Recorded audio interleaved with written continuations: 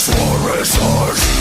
Yes, I will see you through the smoking flames on the front. One very common trait among women these days is how they always network and communicate in the form of gossip. It's no secret that women gossip. Even blue-pilled men are aware of this fact. And it's also no secret that men gossip as well. Both genders are guilty of this. There have been times, albeit rarely, where even I have gossiped, and I need to catch myself from spreading even more gossip about people. It's not something that I am proud of, but I can admit it. Having said that, gossip to me, and I think the vast majority in the manosphere would agree with that gossip doesn't serve any purpose in life unless you're like Wendy Williams, that has a TV show all about celebrity gossip and the latest word on the street. Gossip doesn't serve any other agenda than to spread rumors about people. It can destroy people's lives, and if taken too far, cause many people to inadvertently have their lives ruined. Gossip can be defined as idle talk or rumor, especially about the personal or private affairs of others. The act is also known as tattling or dishing out information. So whenever we engage or have moments where we find ourselves at times where one of us may gossip, it can and will become a threat, not only to your sovereignty, but also to your well-being. It poses a risk because it can destroy your reputation. People are notorious for distorting the truth about certain events or times in other individuals' lives. Certain half-truths can be spread in order to fit an agenda. The mainstream media is also known to be guilty of this. To quote the late Winston Churchill, a lie can be spread halfway around the world before the truth has a chance to put its pants on. How true is that? Gossip can also take on many forms. Personal, office, school, internet, and even at home. It spreads rumors. Even if the rumors are true or contain certain tidbits of truth, it will distract people from seeing the overall bigger picture of how things really are. There's nothing wrong with wanting to inform people about what's going on in the world and what to be aware of. It's when the wrong information is in the wrong hands. There's a lot of dangerous people out there, and there's many that have enemies. If your enemies have the wrong information about you, they will use it against you. Trust me on that. I've had people who love to see me miserable. I've made my share of enemies because of my beliefs and what I stand for. Gossip is not something you want to play around with. Why? Because remember the old saying, you reap what you sow. If you sow deceit and lies, you will reap deceit and lies. Karma can be a bitch. If you play with fire, you will get burned. It is also a hindrance on your journey as MGTOW because it distracts you from achieving your goals if you engage in gossip too much. If you become fixated on irrelevant shit, you will deny yourself the satisfaction and pleasure of accomplishing whatever you desire in life. There's that to consider. Remember, it's all about staying focused on your goals. Don't engage in gossip. It can become an addiction like gambling. Plus, there's nothing masculine about excessive gossiping. Gossiping all the time is a feminine trait. Feminized hipsters, cucks, soy boys gossip with their girlfriends, quote unquote. Don't be like that boy. Prima donnas, prom queens, and even old hags gossip. All men and all women of all stripes and colors gossip. So, if you find yourself or